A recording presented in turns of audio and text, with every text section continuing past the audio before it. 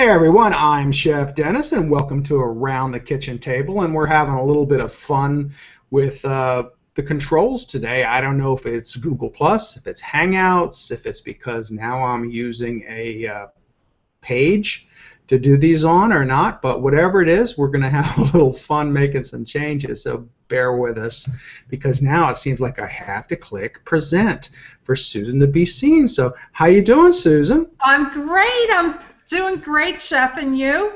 I'm wonderful. It's a beautiful sunny day.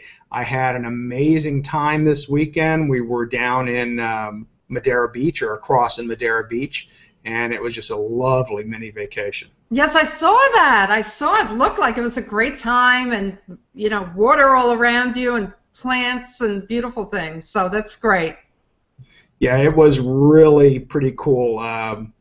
They had a lot of tropical vegetation. They actually had the flowers that they make the leis out of and around this hotel the cottages that we stayed at.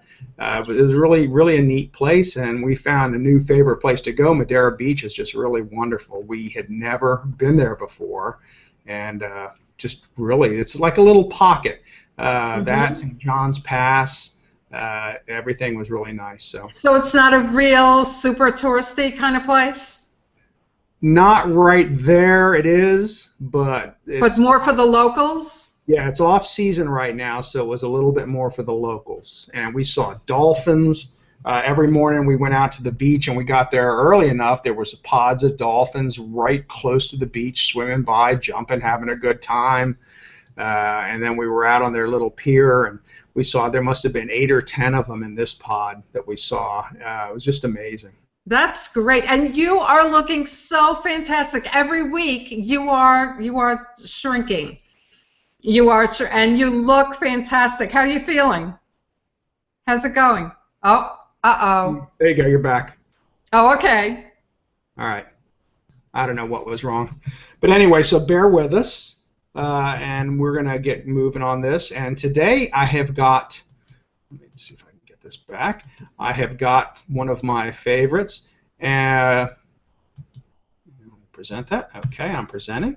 Okay, I have a dry coffee rub that we're going to be making for a seasoning for pork chops. And you could use this on chicken, you could use it on a steak, you could use it on just about anything meat-wise that you like.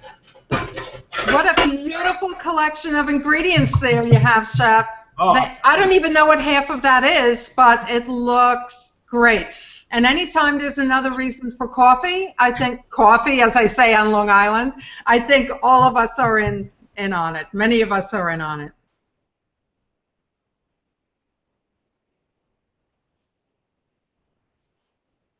Okay, there's a little pause again. Yeah, I'm back. Okay. I don't know what was going on with that, but we're back. So bear with us, please, and we'll hope that everything will just keep going pretty good. Yeah, I know. Any time you can have coffee, it's a good thing. Coffee. Yes, coffee. So a dry coffee rub, you really don't taste the coffee either, but it's a collection of ingredients, and it's going to start with ground coffee, of course. All right, and then I have, and this can be varied depending on what you like season-wise, but I've got chili powder. So I had about the same amount of chili powder, salt, and coffee. They're the 3 main ingredients. And then also brown sugar. So 4 main ingredients. Oh, nice. So those are the 4 flavors that are equal and that will represent the base for what you're doing for the coffee. So just click this on. Okay. And then besides that, I have a smaller portion, and like where these were 4 teaspoons, this is basically a half a teaspoon of each. And then for this, I put in black pepper, granulated onion, granulated garlic, mustard seed, smoked paprika, and a little cinnamon. Wow. So that's the rest of my dry rub. And then all I'm going to do is just really mix it together really well. Try and break up those any little clumps that you might have. And you could make a big portion of this at one time if you like. If you have a seasoning jar you want to put it in and use it later. But this is just enough for what I'm doing now. I'm going to probably have a little bit extra. So that's it. You just want, at that point, want to mix all the spices up really, really well. Now for this, I've got a boneless, or not a boneless, I have a bone-in pork chop, and I'll tell you why. Because when you get a bone-in pork chop, the bone's going to not only conduct a little heat, it's actually going to add the flavor, because the bone's always got the little flavor to it. But in this thing, just like last week with the lamb chops, I have a tenderloin side and I have a sirloin side. So this is going to be very tender as opposed to that side. So I like those. It's a better, I think it's a better presentation, even though you have to deal with the bone. And that looks like about a ½ inch thick? Yes. Mm-hmm. And these are ones that you can go just a little bit on the thicker side and not need to worry so much about them, because we're going to cook these on the grill, or you don't even have to. You could pan sear these. You could do these in the oven. You could do them any way that you really like to do them, but we're going to grill these today. So I'm really patting this in. I'm putting it on pretty heavy, and I'm patting it in. I'm going to turn it over. I'm going to do the other side. Now, one of the key things that you really want to do with this before you throw it on the grill is you want to give it a little time to sit. And what will happen is, and I'm actually not going to grill this right now because you guys pretty much know what happens when you grill. And I put a picture up for it. I do have the grill heating up, and it's hot out there, and we were trying to set up another camera, but that didn't quite work the way we had hoped. But here is it, nice and patted down, pretty heavy. I'm going to turn it over, rub it in a little bit more, make sure I got everything, put it in. So I just want to get it really nice and matted in. So let me ask you this. Yes. Does the dry rub serve, I mean, does it serve to tenderize it, or is it just the outer flavor? Does it do anything to the meat inside? Well, I'll tell you what I noticed first off when we had these the first time was that it kept the meat moister. It kept it a little more protected, and I don't know if it was more tender because it was moister, but that definitely did help. Now, as this sits, you'll see it start to moisten up a little bit as the liquid comes out of it just a little. So just want to let it sit, and it'll almost look like it's getting wet. Okay, today I'll be talking about indoor grilling. I have lots. There's so much. You think, there's so much to indoor grilling. So I'm going to cover some topics on that. So you tell me when it's a good time. Well, let's let this sit for a minute. And while it's sitting, I'm going to make an accompaniment for it. All right. So right now I'm going to make a little salsa. I love my salsas, and I love different flavored salsas. So this is going to be a fruit salsa to go with this, the accompaniment, the little bit of heat that's in the pork chop. Perfect. The salty, the spicy. So I'm going to make a fruit salsa. So I have some pineapple here. I have some mango. I have some peach. Ah, love it. And then we're going to put in some red onion, because it needs that for having a salsa. Yeah. Okay, and cilantro. All right, so there. Now I'm going to add in just a little bit of salt. Squeeze a lime. Oh.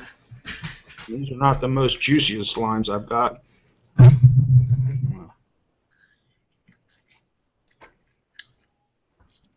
Get just enough lime juice out of these. Actually, I have a lime tree outside, and I've got about a dozen limes on it.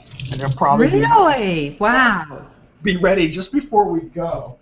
We've actually got 2 lime trees. One of them was supposed to be a lemon tree, but it turned out to be a lime tree. Oh, man, we could have made key lime pie. That's my favorite. They're not key limes. But they're not key limes.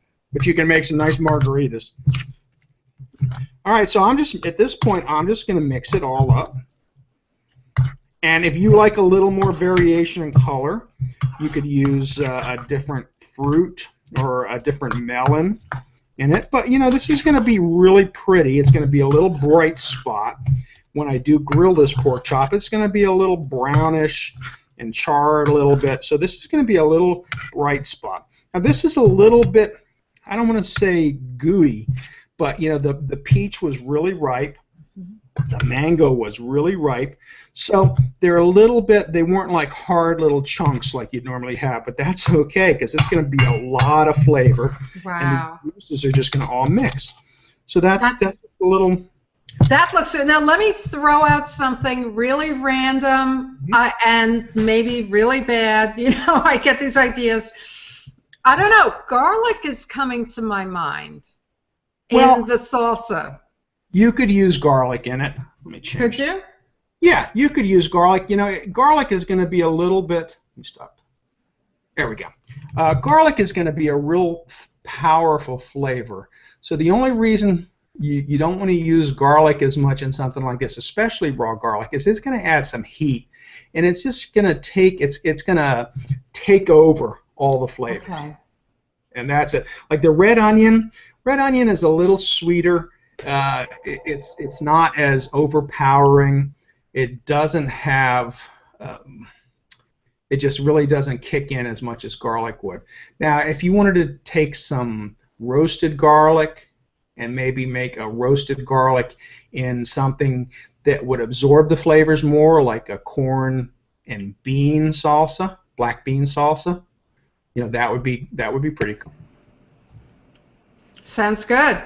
Okay, so if you have a presentation for me, I will go out and I'm going to throw this on the grill, then I'll come back in and we'll try and get some color on it just so everybody can see. Good. Good. Right, so change it back to you, and you can take it away, Susan. There we go. And okay. Okay, so hi everyone. You know, I was inspired to talk about indoor grilling. I wonder if you can hear me, Chef, because you're... I can hear you. Oh, okay, great. Okay. I was inspired to talk about indoor grilling today. I have had an indoor grill in my kitchen for many, many, many years, and there are many ways to grill indoors via specialty appliances or via cookware. If you're going to go the route of specialty appliances, such as built-in appliances, you know, you want to evaluate what's the frequency that you may grill. You know, are you a passionate griller? How often will you grill? You can get grill and griddle options with your professional range. I believe it's Thermador who gives you the option of both a grill and a griddle within the same section, which is unusual, and so that could be very useful. And so, you know, how often will you grill? Do you want an authentic taste to the grilling? Some appliances, they look like a grill, they're electric underneath, and they... You know, I'm not so sure they'll taste like you're grilling something. So, you know, how much authenticity do you want? Are you a die-hard charcoal grill, a griller outdoors? Now, when I had my grill in my kitchen, I thought, you know what? I want to do it authentic. And what I did was I purchased the Gaggenau, which is a German brand, the Gaggenau grill. And Gaggenau has real lava rocks in the unit, which is exciting. Wow. So I used to grill with that, and I actually used to put wood chips, hickory and apple wood chips and cherry wood chips. I would put them in a bowl of water, and then I would actually put them on the grill, and there'd be a ton of smoke coming out. But I was covered because my ventilation was strong. It was very wide. If you're going to grill seriously in the kitchen, you can't do it without killer ventilation. So you want a very wide hood. The purpose of the hood is to capture the fumes, and you want a very good strong motor. When you're grilling, probably around 1,000, 1,200 CFMs is what it's called. I've also had a portable grill. You know, we've heard the George Foreman. I never had a George Foreman, but I had a Williams-Sonoma Calphalon grill. And they were very big, and they're Teflon, and they're terrific. They don't get super hot, so that's a little bit of a downside to that. But and it also takes up a lot of space on the countertop. But it's a way to grill. It doesn't give off a whole lot of smoke because it's not super hot. And then, of course, Chef, I'm sure you've used the grill pan many times. There are so many configurations of grill pans, which I like to use too. And some of them, some people complain about I don't know, Chef, if you've used the Le Creuset cast iron grill pan at all?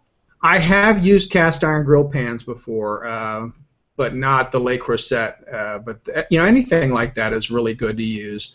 In fact, a lot of people even use the like a panini press. If they have a panini press, it's basically a George Foreman press. Mm-hmm. And yeah, I mean, some people. My point is, some people complain about cleaning, like the the cast iron Le Creuset pans, and it's true. You're not supposed to soak them. You don't want to get the finish off. So I find them very finicky. But I'm renovating my kitchen now as we speak. I don't have any appliances hooked up. And I guess I'll be going with the grill pan. I won't be putting in a separate grill this time around because I'll be doing a full surface induction cooktop. But the whole point is, you really need to plan ahead for ventilation properties, for a good hood, and to see what's the frequency. And one last thing I want to mention. When you have these built-in grills, which I have had for many years, you see so few in kitchens, these standalone grills, and one reason is they're very hard in theory, they're hard to clean. Now, how I used to clean mine is how you clean an outdoor grill, which is with a wire brush. And I would wire brush the indoor grill, having the ventilation on when I was finished with every meal. And then a few times a year, I would clean the underside of the grill. So to me, it was worth it. Is it a bear to clean? Oh, yes. Yeah, so I wouldn't be afraid of it because it's an awesome way to cook, but just a few tips about indoor grilling. Well, definitely. If you're gonna grill indoors, you really want to be able to have good ventilation. Just like with any cooking, if you're going to do any kind of sautéing, frying, roasting, you want some good ventilation. Grilling is just even a little more critical because of the smoke and the fumes. But yes, if I told you the wall of smoke that I created, it was great. It all went up, and it's such a sight to see. It's like a wall of gray smoke, this heavy motor taking it. So plan ahead, and then you can grill anything. Well, I'm telling you, one of the worst situations I ever had working, and it wasn't in a restaurant, but it was food service for executive dining, was they built this kitchen that they thought was the bee's knees, if anyone ever still says that, but they thought it was just really the best thing going, and they didn't do a very good job with ventilation. And, of course, executives are just like kids. They like burgers. And they wanted them charbroiled. Well, we had smoke billowing out into the hallway, down the wings. It was insane. That is insane. For a commercial kitchen, not to address ventilation, bad, very bad. Yeah, and whoever designed this, I mean, there were so many flaws. Like you couldn't reach the salad bar. You had to go underneath of the sneeze guard to get back to get the stuff. I mean, the whole thing was a mess. Well, that's something we'll have to talk about for your kitchen. Yeah, absolutely. It's about reach. It's about being able to use something well. So I have the pork chop out there. It's grilling, and I turned it over, and it's looking pretty good. So actually, that's going to be lunch today. I have something else for Lisa tonight, and I'm going to have that afterward, and my diet's still holding pretty good, so I can eat things like that occasionally as long as I have salads the rest of the time. Well, it is. It's agreeing with you. So good for you. That is not easy to keep up. Good for you. Now, we talked about the fruit salsa. I also I've used cantaloupe. You can use watermelon.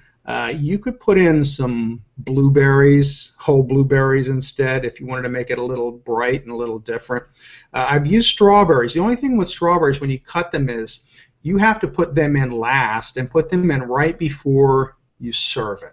because they will weep like crazy and they'll bleed and it'll turn into an ugly mess. But say you prep this and then you want to throw some strawberries in right before you went to service, right before you passed it to your guests, chop them up, then put them in, and then put it out on the table, and it'll be fine. And it adds some more color to it.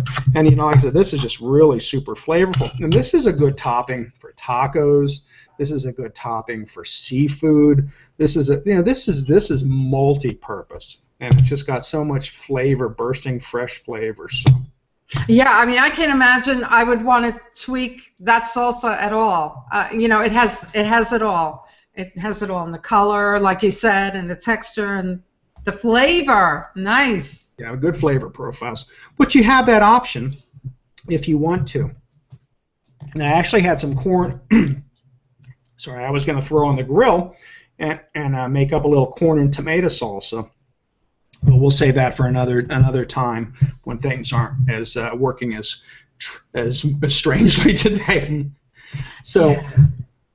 We're getting a lot of nice comments. There's a lot of people talking. Unfortunately, my comment tracker isn't working on this. It just keeps shutting down. But Dave Pipe's in the house. Michael Thomas. Elena Bellamonte's here. Trying to see who else.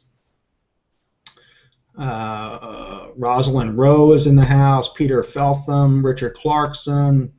Yeah, so we've got nice amount of people. Christopher Howes is there. So, that's it. So let me run out and let me go get my chop and see how it's doing, and I'll show you how it came out. And I'll be right back. So if you can entertain him for a moment, I'll be right back, Susan. Sure.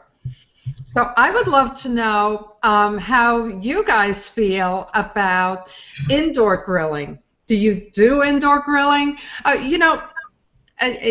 sometimes indoor grilling, you can get a similar effect with a sear. Especially if you won't get the flavor, the true grill flavor, then do you really need the grill, or is it just for the marks, for example? It depends on what you're grilling. It depends on if you're grilling healthy foods or if you're grilling hamburgers made of chuck, which is going to be dripping. So, the types of foods you're grilling is very important. I also used to grill kebabs a lot and had the wood sticks, and I would just simply immerse them into water and then put all my fruits and vegetables on them, and it was just like if it's raining outside, it's like a summer meal on the grill indoors. Yeah, and it makes you feel that way too if you can have something that you would normally have on the grill and you're doing some inside grilling. Or, even if you do them in the oven and, it's still got that flair to it, so make it a little bit of party inside. Decorate the house a little bit, for a picnic or something. Like right now I actually have my grill under the carport because it looked like it was a little cloudy and I thought it might rain. So, that's always an option as long as you have it. All right, here's our chop. Okay. Yeah, move it over a little bit the other way. There we go. Okay, that looks, wow. Well, that kind of making it look very dark. Yeah, it's not really that dark. It's making it look really. I could see it because I could see it in the big picture. Dave Williams wants to know, how long are you leaving the chops on the grill per side? Well, Dave, they went about, probably about 7 minutes a side, somewhere in that range. Let's cut into it and see how it is. And the one thing to remember about pork is that it does not have to be completely, devoid of color anymore. It can be a little pinkish. And the one important thing that you want to do with pork is not to overcook it. Oh, I know. That's but pork is one of the things I'm afraid to cook. It's like salmon or fish. It's the more you cook it, you dry it out. So you can see that's got a nice little color to it. And that was dead over the center coals too. Mm-hmm. So, yeah, I have bad memories of all the pork chops my mother used to cook back in the day. And so that sticks with me. when I think of it. Chef, we have a question for me from William Ribke. I just want to address quickly. He says, you mentioned induction cooking, Susan. I use induction and an electric stove at the same time when I cook quantities. I find that the food tastes different on the induction, not necessarily the better of the two. I hesitate to buy a grill accessory for this because I thought it might have a really flat taste. Have you done induction grilling yet? I don't find, William, that there's any difference in the food itself depending on if you cook on electric or you cook on induction. Of course, the speed may change a little bit of the texture of the food, depending on how slow or how fast the induction works. And when you talk about a grill accessory, there really is no grill accessory. Look at you jumping up and down. You're loving it. There really is no grill accessory for the induction cooktop. It's really whether you're going to use a grill pan on top of the induction surface. So yes, I have done that many times. And does it have a flat taste? Well, if you're comparing it to charcoal, sure, you cannot get the charcoal taste from a grill pan on induction. You can get a charcoal taste if you have an indoor grill with real lava rocks and you put those wood chips on, and then it's the real deal. So that's the answer. Unless you do that on your electric or your gas grill outside, you're not going to add much flavor from the grilling process. The only thing that's really going to add flavor to it is if you're using actual lump charcoal or wood chips. Other than that, it's just a matter of cooking it. Yeah, you can do the wood chips in the. You're probably not even supposed to, but I've done it a million times. You can do it in the gas. They make things for it, and you could probably put them in your oven too if you really wanted to. Although I don't think I would venture to. Yeah. Well, so how's it look? How does it taste? I'm telling you, it was good. It was good. I was hungry too. I'm telling you, my hunger tends to peak, and I need to satisfy it. That's the one thing about having lost the weight. When I get hungry, I am hungry. But it had a lot of good flavor. You can see I didn't let it sit quite long enough. Yeah, it's lots of moisture there. Well, that's a lot more of the moisture would have stayed in the pork had I allowed it to sit just a little longer. So this brings to point about cooking meat. Okay, see all that fluid that's coming out? If I'd let it sit about 5 more minutes after it came off the grill, it wouldn't have been piping hot. All that moisture would have had a chance to recirculate back into the meat. So remember that when you're cooking meats, pretty much any kind of meat, whether you're cooking it on the grill, in the oven, it's called letting it rest. So it's still important. Even with a burger, if you bite into a burger right off the grill, all that juicy, you're going to go, wow, this is great, it's really juicy. Now, if you set it down and you don't finish it right away, all that juice is going to come out of it, and the last few bites are going to be really dry.